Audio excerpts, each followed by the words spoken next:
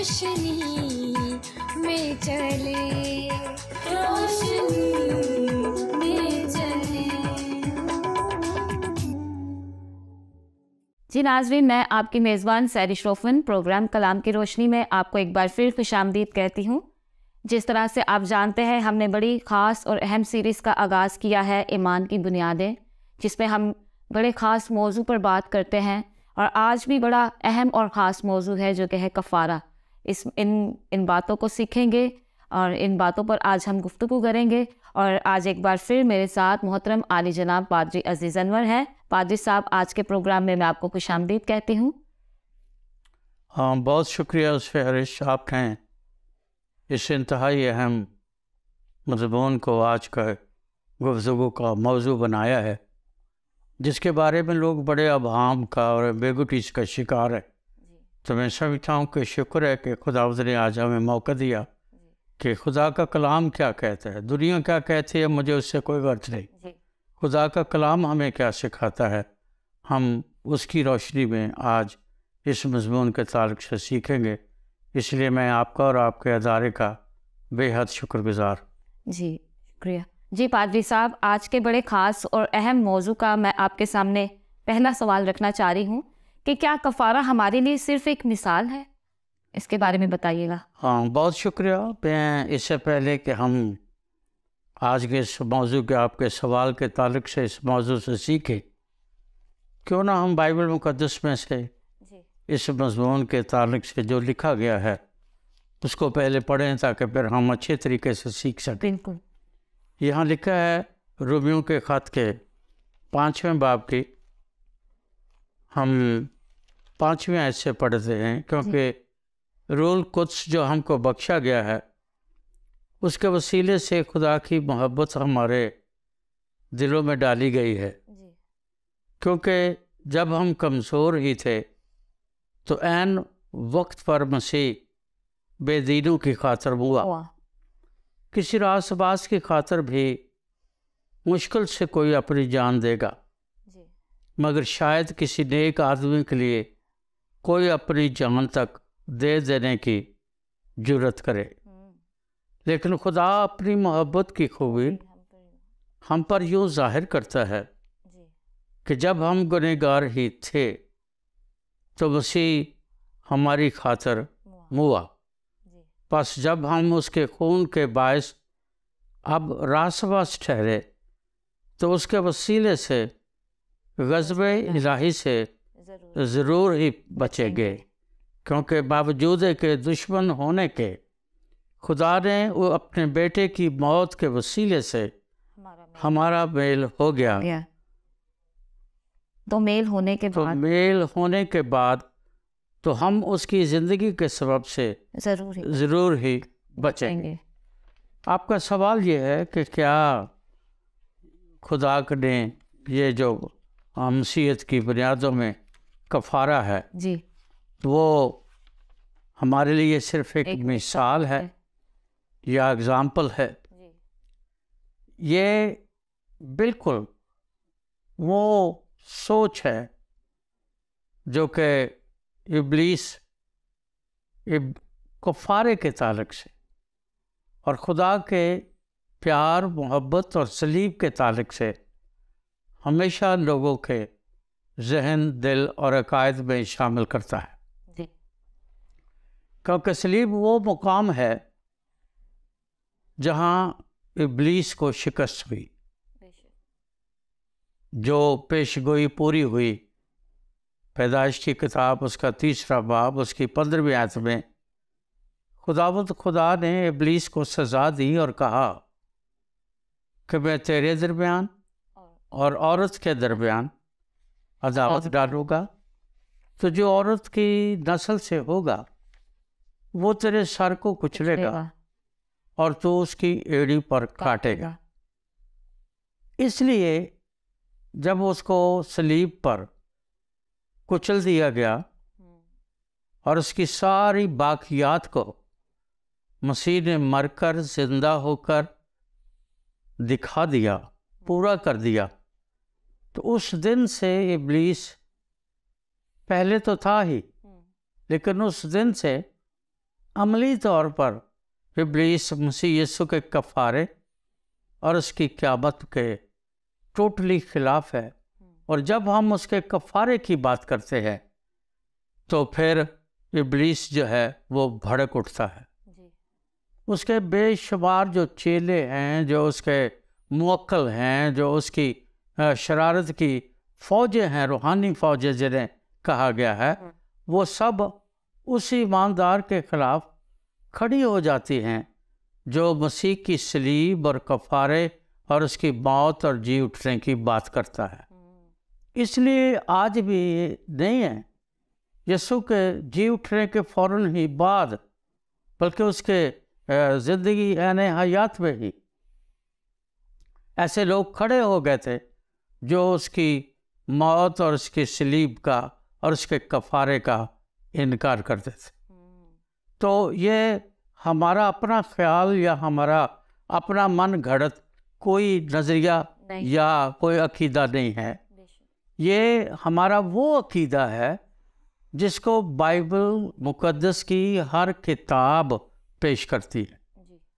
मैंने पहले भी जिक्र किया था कि मसीह यीशु के ज़ात अक़दस के बारे बाइबल मुक़द्दस में पुराने अहदनामे में सिर्फ 300 से ज़्यादा पेशगोइयाँ या प्रेडिक्शंस हैं। जी, पहले भी और उनमें से उसके इस अदालत और कफ़ारे और सलीब के ताल्लुक से उसमें 35 पेशगोइयाँ सिर्फ उनका ताल्लुक अदालत के ट्रायल से, और उसकी सारे वो बातें जब वो यरूशलेम में दाखिल हुआ उस दिन से लेकर जी उठने और बाद के वाक़यात के बारे 35 से ज़्यादा पेशगोइयाँ उस एक हफ्ते में पूरी हुई। और जब पूरी हुई तो फिर लोगों को ये जानने को, सीखने को मिला, अहले ईमान को, जैसे अमावस की राह पर उन दोनों शख्सों ने यीशु के साथ ही गुफ्तगू करते हुए कहा कि हमें यकीन था कि हमें मखलसी यही दिलवाएगा, मगर उन्होंने साजिश करके उसे मार डाला। तो ये जो है, ये हमारा ख्याल या हमारी सोच या मसीहों का नज़रिया नहीं है। ये बाइबल मुक़द्दस की बुनियादी तालीमात में से एक बुनियादी पत्थर है जिस पर आज मसीही ईमान खड़ा है। क्योंकि हम जब अपने रसूलों के अकीदा को दोहराते हैं तो वहाँ लिखा है कि उसने पैंतुस पिलातुस की हुकूमत में दुख उठाया, वो मसलूब हुआ, वो मर गया, वो आलबेरवा में उतर गया, वो तीसरे दिन मुर्दों में से जी उठा, वो आसमान पर चढ़ गया जहाँ वो खुदा कादर मुतलक बाप के दाहिने तरफ बैठा है, जहाँ से लिखा है वो जिंदों और मुर्दों की अदालत करने को आएगा। और इब्लीस और उसके कारिंदे और आज दुनिया के लोग जो इस कफ़ारे का इनकार करते हैं, उसकी वजह ये नहीं है कि मसीही कहते हैं कि जी ये एक नज़रिया है, उसकी वजह ये नहीं है। उसकी वजह ये है कि वो सलीब पर दिए गए उस इब्जी की मौत से और दोबारा आकर अदालत के खौफ से घबरा जाते हैं और फिर वो सिरे से कफ़ारे का इनकार करना शुरू कर देते हैं। कफ़ारा जो है, जब 2 आयत मैंने अभी 10वीं आयत पढ़ी है, 5वां बाब रोमियो, अगर हम उसके सियाक़ व सबाक़ पे देखें तो यहाँ कफ़ारा जो है उसके लिए मैं इसको 2 हिस्सों में तकसीम करता हूँ। पहली बात, बावजूद दुश्मन होने के, यानी जो गुनहगार है वो किसी भी हैसियत में, किसी पोजीशन में है, वो खुदा का दुश्मन है। दूसरी बात, उसके बेटे के वसीले से, यानी खुदा ने खुद इंसान बनकर यीशु मसीह की सूरत में इस दुनिया में जन्म लेकर उसके वसीले से उसने हमारा मेल कर लिया या मेल हो गया और जुदाई की जो दीवार बीच में थी उसे ढा दिया। अब उसका दूसरा हिस्सा ये है कि चूँकि हम उस दीवार को गिरा दिया गया है, हमारा मेल हो गया है, इसलिए मेल होने के बाद अब उसकी ज़िंदगी जो वो रखता है, वो नहीं जो हम रखते हैं। वो ज़िंदगी जिसका मंबा खुदाए कुदूस खुद है, वो उस ज़िंदगी को पाएंगे और फिर हम गुनाह और शैतान की तासीरों से, कुव्वतों से, लिखा है, ज़रूर ही बचेंगे। इसलिए ये कोई ऐसा मन घड़त ना तो नज़रिया है, ना कोई फैंटेसी है, ना कोई कहानी है, बल्कि ये खुदा के पाक कलाम की अल किताब की बुनियादी अकायद में से एक ऐसी अहम बुनियाद है जिस पर 66 किताबें एक साथ सादर होती हैं और फैसला करती हैं कि ये बात कफ़ारा जो है ये किसी की सोच नहीं, ये एक उसी तरह हकीकत है जिस तरह खुदा हकीकत है।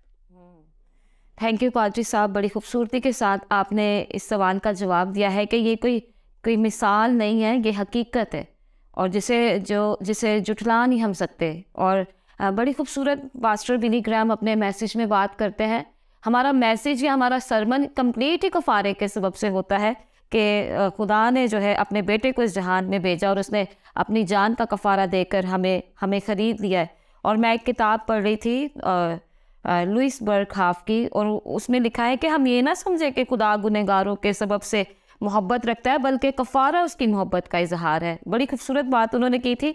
तो बड़ी खूबसूरती के साथ आपने बताया। जी नाज़रीन, यकीनन आपने बरकत पाई होगी। और अगला सवाल मैं आपसे पूछूंगी कि क्या कफ़ारा हमें सिर्फ इखलाकी दर्स देने के लिए एक तालीम है? इसके बारे में बताइएगा। बहुत अच्छी बात, बहुत अच्छा सवाल आपने किया है।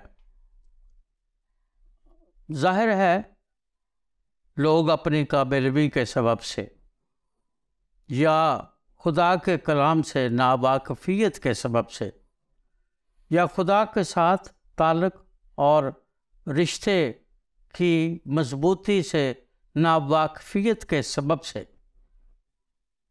शरीयत में और अखलाकियात में या रूहानियत में और शरीयत में और अखलाकियात में फ़र्क नहीं जानते।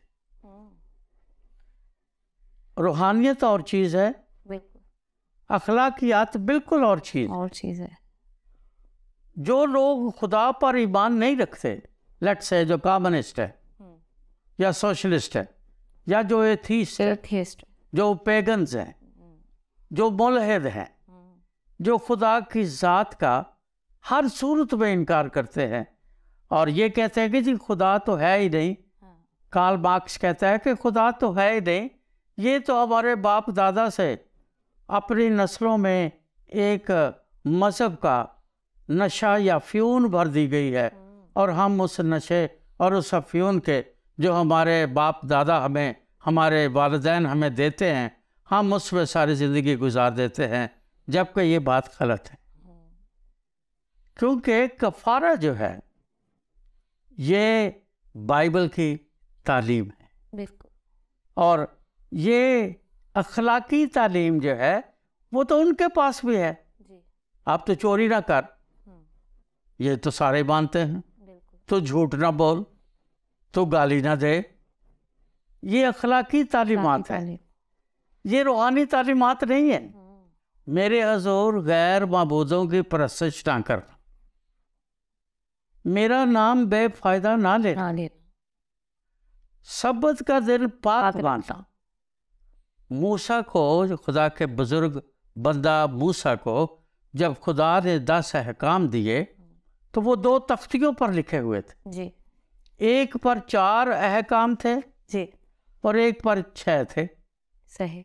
वो जो 4 अहकाम जिस स्लेट पर थे वो सब्बत का दिन पाक मानना, 4 हुक्मों पर वो स्लेट ख़त्म हो जाती थी। ठीक। बाकी जो दूसरी स्लेट थी वो 5वें हुक्म से शुरू होती थी, क्योंकि पहले 4 हुक्म जो हैं वो इंसान को रूहानियत की या खुदा तक जाने का रास्ता दिखाते हैं। सही। बाकी 5 हुक्म जो हैं 5वें से 10वें हुक्म तक वो इंसान को अपने इर्द गिर्द के माहौल, अपनी सोसाइटी, अपने ख़ानदान में किस तरह का उसे तर्ज हयात अपनाना है वो सिखाते हैं।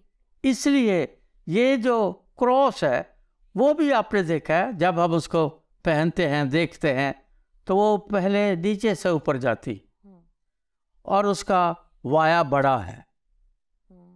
जो बाजुओं का वाया है वो छोटा है, क्योंकि इंसान की पहली जो ज़रूरत है वो खुदा तक रसाई है। इंसान की रसाई बाद में शुरू होती है। जब इंसान के साथ उसकी रसाई होगी तो फिर इर्द गिर्द का उसका जो माहौल है, बीवी, बच्चे, माँ बाप, बहन भाई, सोसाइटी, मुआशरा, जिसे सुकरात भी, अरस्तु भी सोसाइटी की बात करता है, या सेवक्स की या सेवक की बात करता है, वो फ़र्द से शुरू होती है।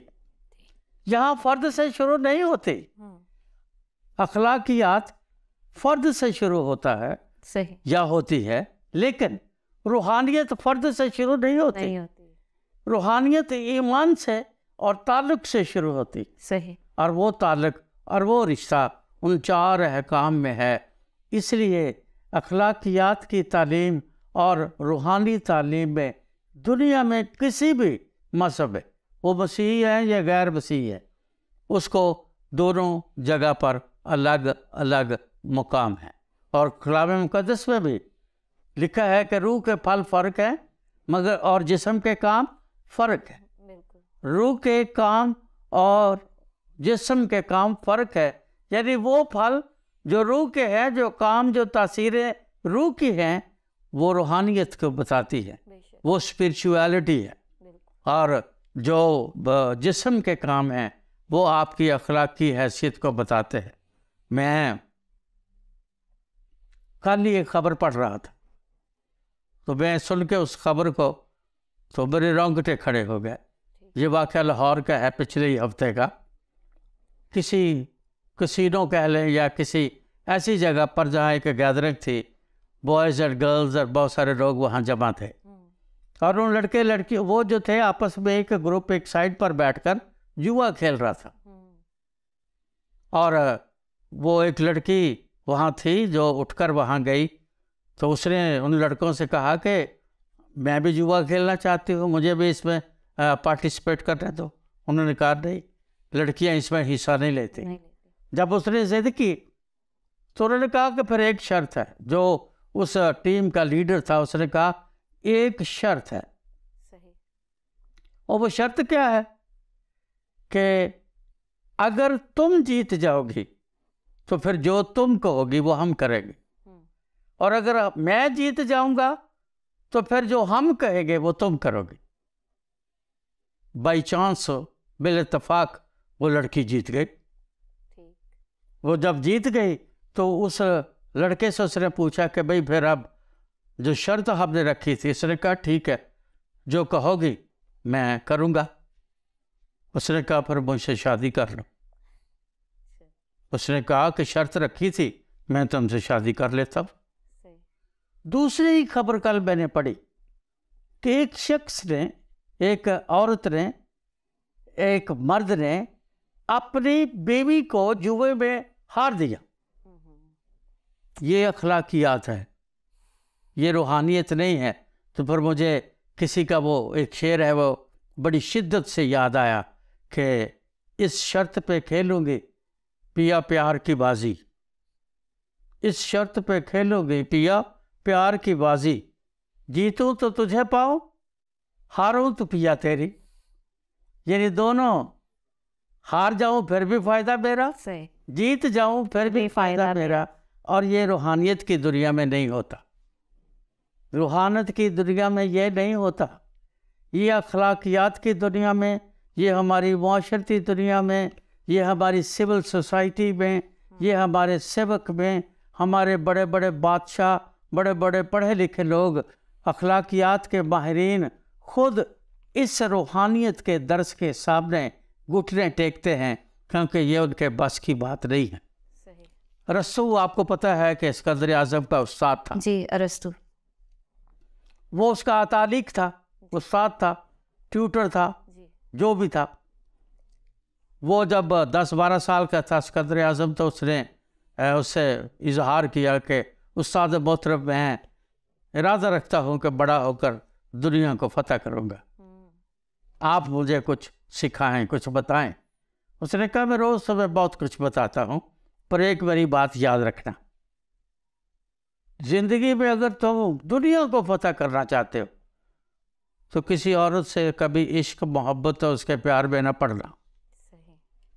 उसकी जिससे दोस्ती सी या जिससे वो मोहब्बत करता था वो उस शहजादी को मिला, उसने कहा कि आज से तेरे मेरे ताल्लुकात ख़त्म। उसने कहा क्यों? उसने कहा उस्ताद मोहतरम ने ये सिखाया। उसने कहा ठीक है, वो चली गई। अब उस लड़की ने उसके बाद अस्कंदर आज़म से बात करना, राब्ता रखना छोड़ दिया। ये तारीख बता रहा हूँ मैं। अच्छा। ये हिस्ट्री है। ठीक। और उसने रस्तों से ताल्लुकात शुरू कर दी। अब वो बुजुर्ग आदमी था मेरी तरह। अच्छा। जब उसने ये देखा कि एक नौजवान लड़की जो है वो मेरे साथ मोहब्बत का इजहार करती है, तो इस उम्र में उसे और क्या चाहिए। वो उसके इश्क में गिरफ्तार हो गया। अच्छा। एक दिन उसने सिकंदर आज़म से एमरजेंसी में मुलाकात की। उसने कहा कि कल अपने महल की फरां खिड़की से बाग के उस हिस्से भी की तरफ देखना, सिर्फ इतने से इतने बजे तक। उस लड़की ने रस्सू को वहाँ बुलाया और वहाँ उसे बुलाकर उससे नाराज़ हो गया ऐसे ही खामखा। उसने कहा, उसको मनाने लगा।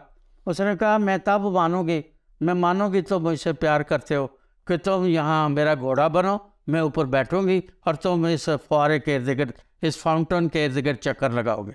फिर उसको मिली। उसने कहा ये है तेरा उस्ताद, ये उसकी अखलाकी तालीम है, ये उसकी तालीम है। इन तालीमात पर तू अमल करेगा। वो उस्ताद जो खुद अपनी बातों को खुद सिखा के निगेट करता है, उनको रद्द करता है, ये तेरा तालीक है। वो सारी ज़िंदगी उसका तालीक रहा, लेकिन सिकंदर आज़म ने फिर इस अखलाकी तालीम से तौबा कर ली। फिर वो रूहानियत की तालीम की तरफ माइल हुआ। तो अखलाकी तालीम कभी भी रूहानियत की जगह नहीं ले सकती। सागर सिद्दीकी कहते हैं कि गुर बता देंगे बादशाही के, सही। गुर बता देंगे बादशाही के, हम फ़कीरों से दोस्ती कर लो। बात तो ये रूहानियत है, ये रूहानियत है, ये अखलाकियात नहीं है।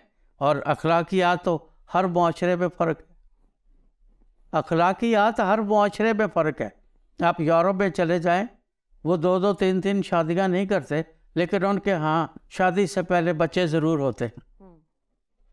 तो हर जगह अखलाकियात की तालीम फ़र्क है, पर रूहानियत की तालीम ना कभी बदली है न कभी बदलेगी। और मसीह का कुफारा रूहानियत की बुनियाद है, वो न कभी बदला है न कभी बदलेगा। बेशक। थैंक यू पादरी साहब, बड़ी खूबसूरती के साथ आपने इस सवाल का जवाब दिया है कि ये कोई इखलाकी दर्स नहीं है, बल्कि ये रूहानी दर्स है जिसको कोई जुठला नहीं सकता। यकीनन नाजरीन, आज के सवाल से आपने बड़ी बरकत पाई होगी कि जो भी बातें हमने सीखी हैं, मेरा ईमान है उन बातों को आज आपने सीखा है और इन बातों से आपने बड़ा इस्तिफादा हासिल किया है। जी पादरी साहब, हमने वक्त को भी देखना है, तो आगे का सवाल मैं आपके सामने जो रखना चाह रही हूँ वो ये है कि क्या कफ़ारा महज खुदा की अदालत का मुजाहरा है? इसके बारे में बताइएगा। बहुत शुक्रिया सहरिश। पहली बात तो ये है कि कफ़ारा जो है ये दर्स नहीं है जी।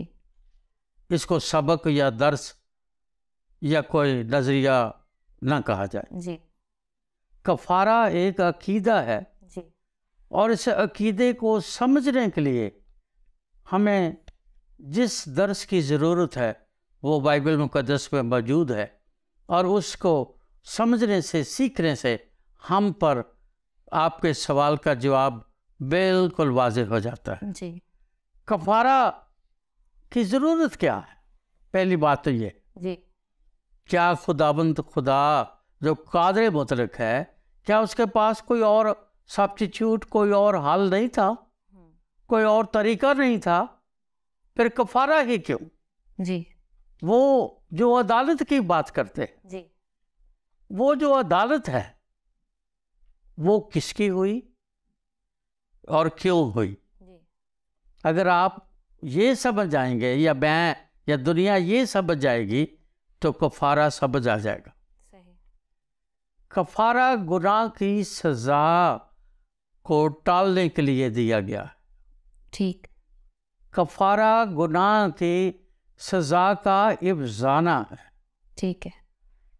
कफारा गुनाह की सज़ा का फिदिया है, जो बाइबल मुकद्दस हमें बताते हैं। इसलिए बुनियादी बात यह है कि जो कफारे को समझना चाहता है वो पहले ये जाने कि गुनाह की हकीकत या गुनाह की तारीफ या उसकी सच्चाई क्या है। गुनाह एक सच्चाई है, ये हमें याद रखनी चाहिए, क्योंकि बाइबल मुकद्दस में रोमियो 3 बाब उसकी 23वीं आयत में मुकद्दस पौलुस कहते हैं, सब ने गुनाह किया और खुदा के जलाल से महरूम हैं।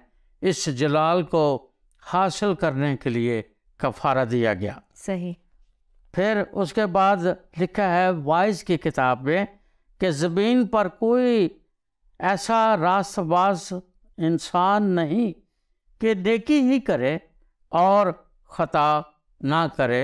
वाइज 7वां बाब उसकी 20वीं आयत। इसका मतलब यह है कि गुनाह एक संगीन हकीकत है। आदम और हवा को खुदा ने कहा कि ये फल नहीं खाना, उसकी तफसील में मैं नहीं जा सकता, ये फल नहीं खाना। जब उन्होंने फल खाया तो सबसे पहले खुदा का जलाल उनसे जुदा हो गया, क्योंकि तब उन्हें पता चला कि वो नंगे हैं। उससे पहले उनके किसी लिबास का, किसी ढांपे जाने का जिक्र नहीं। इसका मतलब यह है कि गुनाह एक ऐसी संगीन हकीकत है, सच्चाई है कि जब गुनाह इंसान की ज़िंदगी में आता है, पहली बात वो नंगा, बेहया और बेशर्म हो जाता है। इसलिए ये गुनाह जो है ये इस बात की का दर्श देता है कि उसकी अदालत की जाए। इसलिए ये वहम नहीं है, ये हकीकत है और अदालत तो होगी। बिल्कुल। थैंक यू पादरी साहब, बड़ी खूबसूरती के साथ आपने सवाल का जवाब दिया है। मुझे एक हवाला याद आ रहा था, रोमियो के ख़त में लिखा है गालिबन कि गुनाह की मजदूरी मौत है, लेकिन खुदा की बख्शिश मसीह यस्सु में हमेशा की ज़िंदगी है। तो हम खुदा का शुक्र अदा करते हैं कि जो है मसीह यस्सु के सबब से जो है हम जो है अब हमेशा की ज़िंदगी के वारिस बन चुके हैं। तो मैं खुदा का शुक्र करती हूँ। यकीनन नाज़रीन, जितनी आज गुफ्तगू हुई है, मेरा ईमान है कि आपने उन बातों से बरकत पाई होगी। और भी बातें बहुत हैं, लेकिन हमें वक्त इजाज़त नहीं दे रहा, लिहाजा आज इस प्रोग्राम को हम यहीं पर ख़त्म करेंगे। अगर आपके जहन में कोई भी सवाल हो या आप इस प्रोग्राम के हवाला से कोई भी फीडबैक देना चाहते हैं तो स्क्रीन पर दिए गए नंबर पर आप हमसे रब्ता कर सकते हैं। लिहाजा आज के इस एपिसोड में मुझे और पादरी साहब को इजाज़त दें। खुदा हाफिज़। आओ हम खुदावंद की रोशनी में चले, रोशनी